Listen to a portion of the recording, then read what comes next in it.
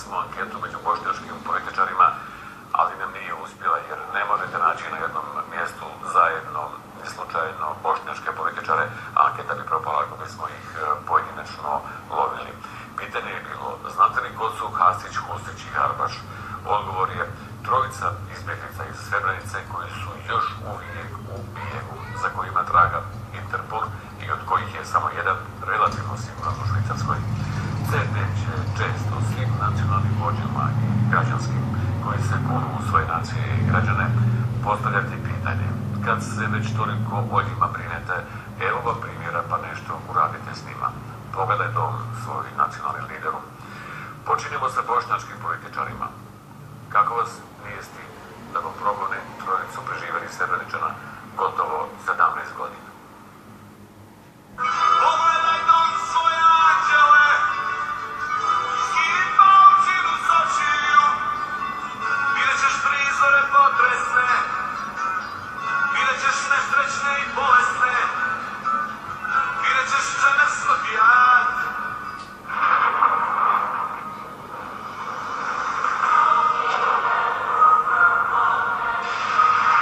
Duhovi iz Srebrenice, Lovina, Aho Harbaš, Nedžad Hasić i Behudin Husić, trojica Srebreničana koji još nisu ni ubijeni, ni uhvaćeni, ni živi, ni mrtvi.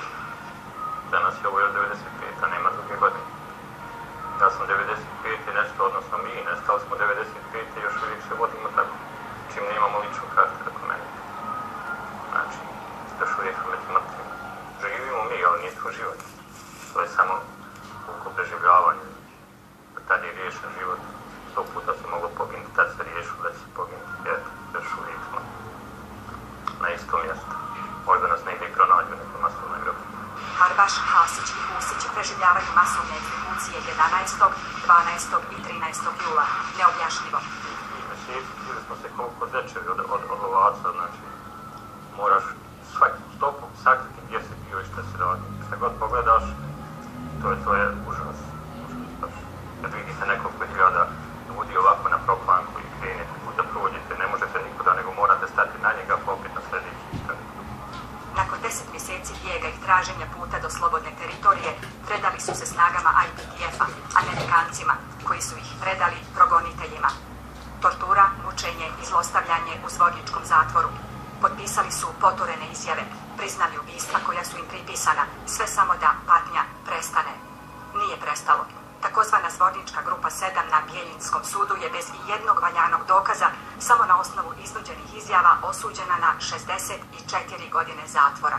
Oni su nas stavili na teret četvoricu svojih navodno drvosječa koji su poginuli tad neko vrijeme. Što je sumnjam da su uopšte poginuli. Tad. Možda sam poginuli, ali tad sumnjam da su poginuli. Pogotovo ne od naše ruke, a drugoga nikoga nije bilo tu. Koliko ja znam. Tako da oni su tad nama stavili na teret to, odnosno to je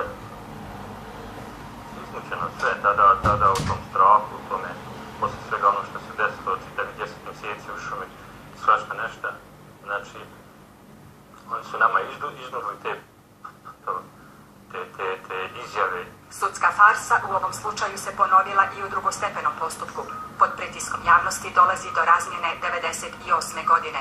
Za trojicu ratnih zločinaca koji su osuđeni za zločine u Sarajevu na 15 godina zatvora. Dakle, oni su osuđeni i oni su pušteni. Poslije te razmjene Nikola Poplašek je pustio. Za Harbaša, Hasića i Husića nije bilo abolicije. Vrhovni sud RS-a poništava donesenu presudu i postupak vraća na početak. Harbaš, Hasić i Husić odlučuju sakriti se i bježati, ali nikada više pred pravosuđe RS-a. Ne, niti ćemo kad otići, što će mene tiče lično, ne. U Bijeljinu ne, niti u Banja Luku, niti u Zvornik. Ne bojim se vjeru suda, ali pravo, da ne političko koji će Dodik doći reći mora za sudova, banda, ovako, onako, ili ovo je ona, ja tu neću. Sva trojica su na Interpolovoj potjednici. Harbaš je samo u Švicarskoj slobodan čovjek. Ja kad sam bio u Švicarskoj uhapšen, tražili su Švicarce od Republike Srpske optužnice, zašto me tereti? 3 puta su ih molili, tu malu djecu, poštražite, ovo čovjeke tu dajte, ali onda imaju šta da pošalju, lako je se u Bosni prebacivati iz federacije, kako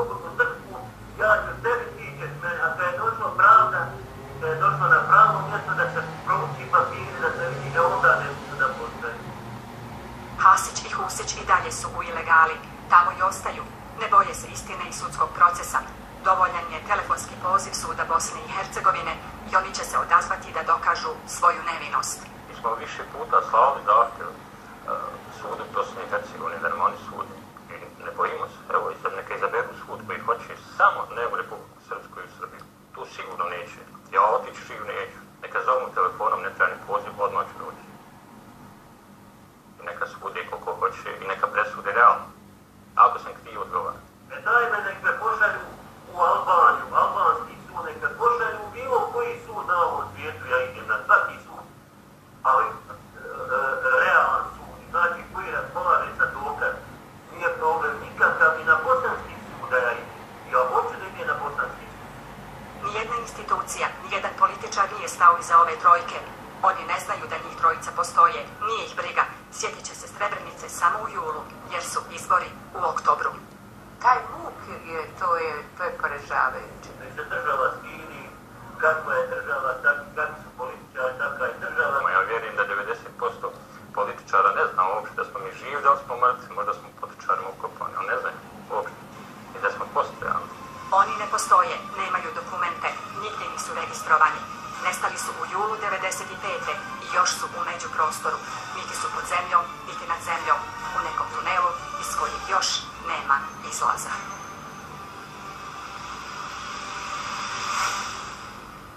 Trebali bi naši dobri, slavni političari malo razmisliti o ovoj našoj situaciji. Iako ona za njih nije teška sigurno, ali je nama preteška. Stavite se u našu poziciju barem dan, dva, da vidi kako se živi i da li se može uopšte da živi. Bilo bi dobro da barem mi preživimo, ako su ovi ostali nastradali, da ne bi naše imena se našlo na spisku od 8.000 i nešto mrtvih Srebreničana.